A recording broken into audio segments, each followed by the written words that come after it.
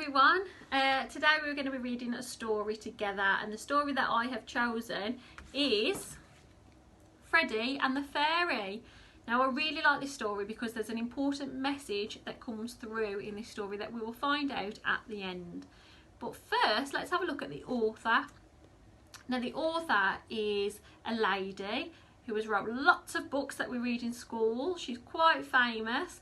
We have read The Gruffalo, we have read Stickman, we have read The Gruffalo's Child, Snail and the Whale. Have you guessed it? It's Julia Donaldson. Karen George is the illustrator, and she drew all these lovely pictures for us to see. Now on the back we've got the blurb, and that just gives us a bit of information about the book before we start reading it. So let's have a look at that first. Freddie is delighted when he meets a fairy who offers to grant his every wish. But Bessie Belle, she can't hear very well, and all Freddie's wishes come out wrong. Whatever can they do? Let's find out.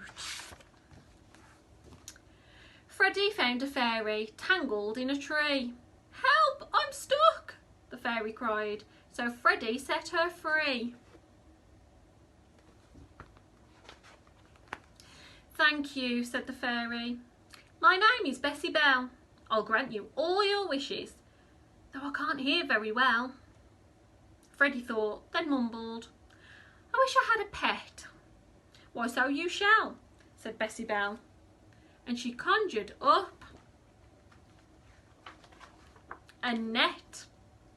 "I don't want fish," said Freddie. "I'd rather have a dog." "Hey presto," said the fairy, and she conjured up a frog. "Let's try again," said Freddie. "I wish I had a cat." "That's easy," said the fairy, and she conjured up a bat.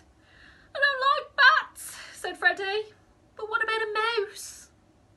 "Lift up that stone," the fairy said, and she conjured up a louse. "That isn't right," said Freddie. "Let's think. Perhaps a parrot." "I'll do my best," said Bessie Belle, and she conjured up a carrot. Freddie stamped his foot and said, "This carrot has no beak." "Forgive me," said the fairy, and a tear rolled down her cheek. Just then, from out of nowhere, appeared the Fairy Queen. She dried the fairy's eyes and asked, "Whatever does this mean?" "It's Bessie Belle," said Freddie. "She gets things wrong," he grumbled. "I'm sorry," said the fairy, "but that's because you mumbled." "Now, Freddie," said the Fairy Queen. She sounded kind but stern. "Before you wish again, there are 3 rules for you to learn.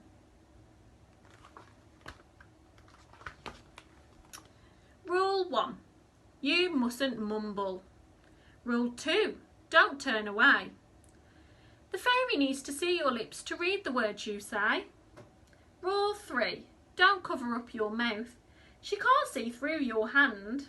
Obey these 3 gold rules, and I'm sure you'll understand."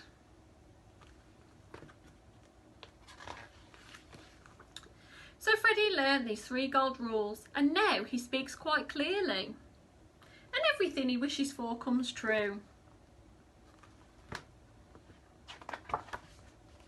Or very nearly. Uh-oh. So that's the end of our story, and the important message is we need to speak clearly so people can read our lips and hear what we say, because not everybody can hear really well without a little bit of support. So just like Bessie Belle, if you can see, she's got a little blue hearing aid, and a lot of children at our school have hearing aids, cochlear implants. Some of the adults do too. So just remember, when you're speaking to those children and adults, and anyone in general, you need to speak clearly with your lips on show, nice clear voice. Remember not to mumble, not to turn away, and not to cover your mouth, because it's a little bit tricky to hear what you're saying. Okay, so when you come back to school, remember those 3 golden rules. I really hope to see you soon. Thank you for reading this story with me. Bye.